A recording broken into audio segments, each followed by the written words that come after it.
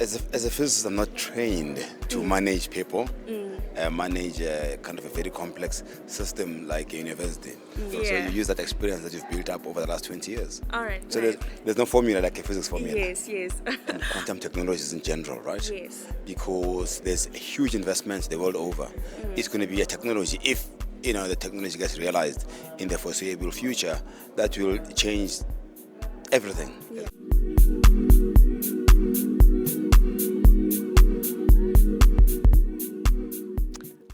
Good evening, Prof. Thank you so much for giving us your time.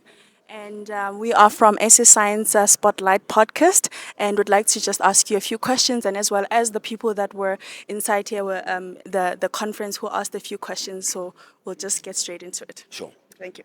So some of the questions that the people wanted to ask you is that you began your career as a physicist and you work with major institutions like CERN. How has your journey shaped the outlook of leadership in higher education? That's a tough one. As a physicist, I'm not trained to manage people, manage kind of a very complex system like a university, for example. But I think through working at places like CERN, which is a multinational, multidisciplinary facility, Yes. so I get to learn to work with people that come from different countries. So you almost, excuse me, develop the skills, soft skills that are very important Right. in leading large projects. Yes. And then, of course, I became a director of Itemba Labs, which meant that I had to cultivate those skills. Yes. So you kind of, they say, learn by osmosis. So I Yes. became TVC Vice-Chancellor. So Yeah. you use that experience that you've built up over the last 20 years. All right. So right. there's no formula like a physics formula. Yes. All right. One of the questions that also came through is that Wits continues to be the hub of innovation. Are there any science or technology projects that you are particularly excited about in the moment, especially in the space of physics? My exciting one actually would be quantum computing. Yes. And quantum technologies in general, right? Yes. Because there's huge investments the world over.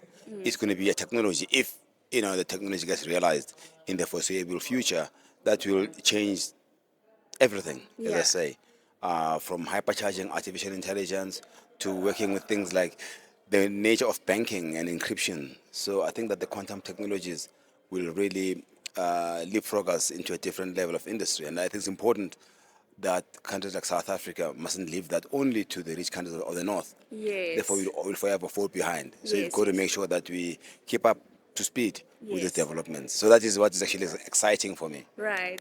All right. Thank you. But lastly, I'm also interested in the fact that there's a lot of young researchers, scientists, and innovators, and particularly they do a lot of research projects. So how does you, as an institution, how do you ensure that whatever is being done in research and in the lab is translated into the industry? Actually, we established through the office of the Deputy Vice-Chancellor for Research and Innovation, Professor Morris, the concept of the Wits Innovation Center. Right. So actually to say some of the fundamental research that you do in a lab can have practical applications. Yes. So how do you take that from ideation to innovation and of course subsequently commercialization? Yes. Because if you look at all the big techs that came out of America, came out of universities, Yes. from Stanford and others. Yes. So I think that we have a capacity as a university to at least convert some of the research out products Yes. into innovative goods that can be used for society and start new companies. Thank you so much, Prof. Thank you for your time. Pleasure.